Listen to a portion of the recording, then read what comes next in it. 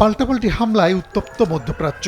যুক্তরাষ্ট্র ইসরায়েলের যৌথ হামলায় ইরানের সর্বোচ্চ ধর্মীয় নেতা আয়াতুল্লাহ আলী খামনির হত্যার প্রতিবাদে অঞ্চল জুড়ে আক্রমণ অব্যাহত রেখেছে দেশের সেনাবাহিনী। মঙ্গলবার ভোরে সৌদি আরবে মার্কিন দূতাবাসে দুটি ড্রোন হামলা চালানো হয়। ভবনটি ক্ষতিগ্রস্ত হয়েছে বলে জানা গেছে। কাতার, কুয়েত, আমিরাতেও মার্কিন ঘাঁটিতে ক্ষেপণাস্ত্র হামলা চালিয়েছে ইরানের সেনারা। তেহরান প্রতিবেশী দেশে আক্রমণ করছে না, শুধু যুক্তরাষ্ট্রের বিরুদ্ধে যুদ্ধ করছে বলে জানিয়েছেন দেশটির পররাষ্ট্রমন্ত্রী আব্বাস আরাকচি।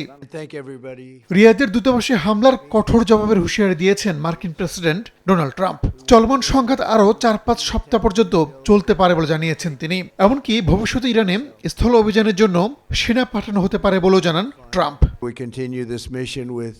ইরানের সন্ত্রাসী শাসন ব্যবস্থা মার্কিন জনগণের জন্য যে হুমকি তৈরি করেছে তা ধ্বংস করার জন্য সাহসী ও অদম্য সংকল্প নিয়ে আমরা এই অভিযান চালিয়ে যাব। আমাদের কাছে বিশ্বের সবচেয়ে শক্তিশালী সামরিক বাহিনী রয়েছে এবং আমরা সহজেই জয়ী হব। আমরা ৪ থেকে ৫ সপ্তাহের পূর্বাভাস দিয়েছিলাম, তবে এর চেয়েও অনেক বেশি সময় যাওয়ার ক্ষমতা আমাদের আছে।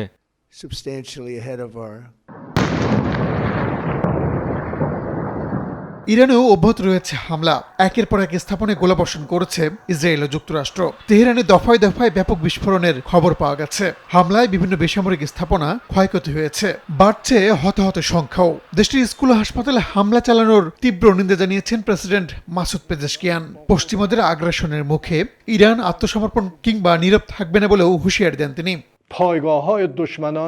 এদিকে বিশ্বের ২০% তেল চলাচলের রুট ইরানের হরমুজ প্রণালী বন্ধের ঘোষণা দিয়েছে ইসলামী বিপ্লবী গার্ড IRGC। প্রণালী দিয়ে চলাচল করা সব ধরনের নৌযানে হামলার হুমকি দিয়েছে বাহিনীটি। এর মধ্যে জোট হিসেবে ন্যাটো এই যুদ্ধে জড়াবে না বলে সাফ জানিয়েছেন মহাসচিব মার্ক রুটে। তবে কোনো দেশ চাইলে আলাদাভাবে অংশ নিতে পারবে বলেও জানান তিনি। রাহানুল রানা, সময় সংবাদ।